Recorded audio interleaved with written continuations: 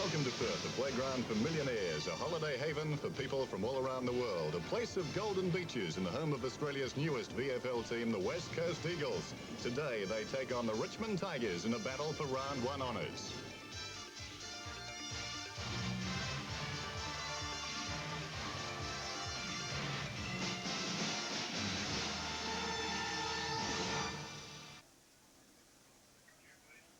Good afternoon and welcome from Subiaco Oval to ABC Sports' first live coverage of VFL football in this 1987 season. Tim Lane with you, along with Doug Hayward and special guest commentator Hayden Bunton Jr. at this big match to complete round one between the West Coast Eagles and Richmond. 2 days of football down, a victory to the Brisbane Bears last Friday night at the MCG, and then 5 matches played yesterday, and this one to complete the first round. Conditions at Subiaco are fine, although they have been fairly windy in Perth so far today. We'll get Hayden to talk about that in just a moment's time.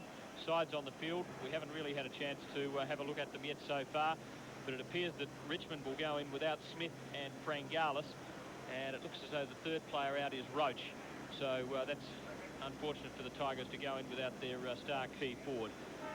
And for the Eagles, Dean Turner, who played with Fitzroy last year, will probably be out of the team, as will O'Connell and possibly Main Wearing. But again, Hayden's casting his eye over that at the moment. And Hayden, a chance for me to say good afternoon to you. Very warm welcome. It's going to be a pleasure to have you with us at all our coverages coming out of Perth. And we hope you enjoy it too.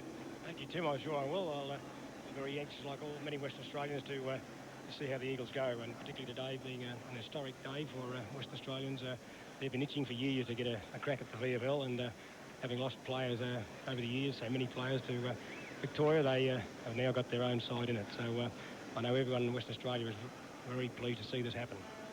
As coach of last year's premiers here, Subiaco, do you feel that Western Australian local teams now live in the shadow of the Eagles? Well, that's inevitable, I think, Tim. The Eagles will have a huge following here from WA, but I think most people will have a second. They'll follow the Eagles as in mass, and then they'll follow their own clubs.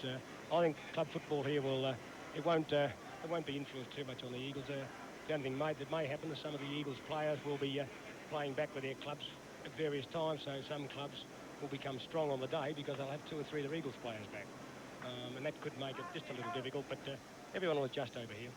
Conditions today, will the wind, which has been blowing, but you said to me just before we went to air, has dropped a bit, favour either end of the ground significantly? Well, it normally comes from the southwest. The Fremantle Doctor, Tim, as anyone in front of America's Cup would know, it comes in fairly strong, and it comes in this time of the year around about this time, and you might just start to see the wind shift over the other side of the ground start to go towards the city end, which is the non-grandstand in the open end, but the huge grandstand at the western end, which is a 3-tier, very big stand, that acts very much to assist the wind going the other way. You actually have the wind going both ways when you get past centre half forward that way. It's an unusual oval, this one, because of that stand.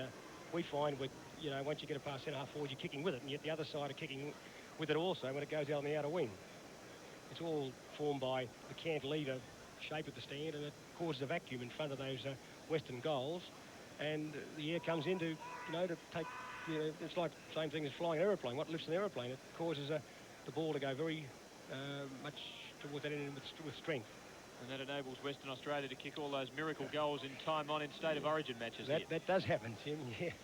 But I think today you won't find the wind will have very much influence. It's not that strong, and we haven't had any really strong southwesters here for the last few days because of a cyclone up north, I think, somewhere, and it may be, these conditions may prevail for the whole day. One thing I will say, Tim, the oval is looking very well. About 2 weeks ago, it was a shambles. It was very high. They had Kaikuri on it, and you can see where the top dressing is just settling down. They top dressed it very late, but it looks good. Toss has been made. The match about to get underway. Doug Hayward, good afternoon to you. Have you picked up who's in and who's out?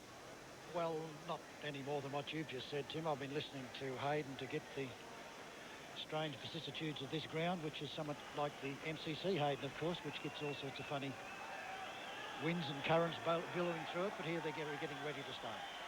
Tigers going from left to right. The Eagles in the opposite direction, obviously, and the umpires in this last match of round 1 for 1987. McDonald and Castle. Umpire McDonald with the ball. And the umpire's under scrutiny as well over interpretations that they're employing this year. So here we go.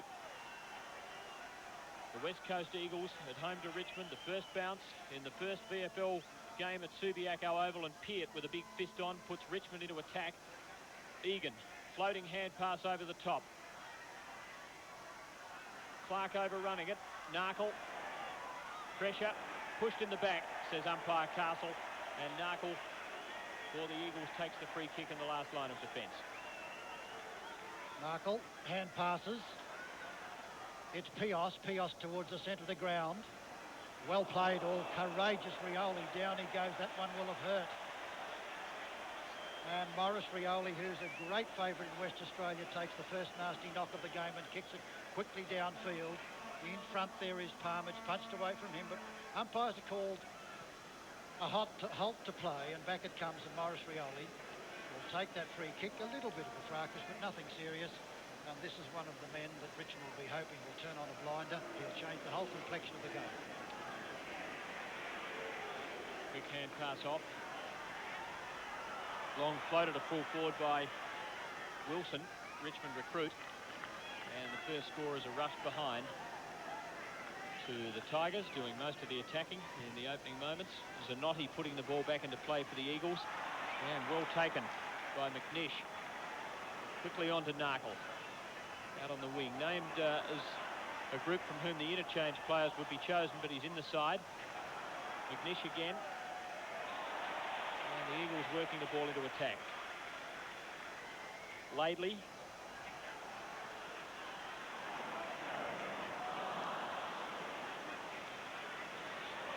Now Holmes, who flattened Rioli a moment ago, floats the hand pass.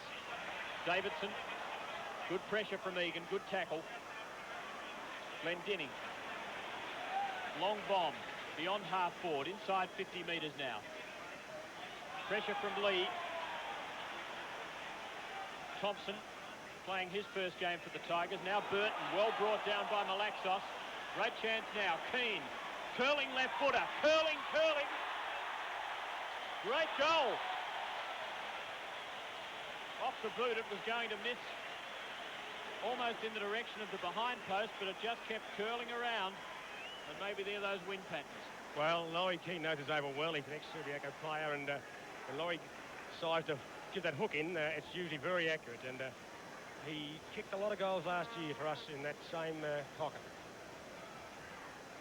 You'll find Laurie Keane will be a little bit of a headache down there if he starts getting hold of that ball.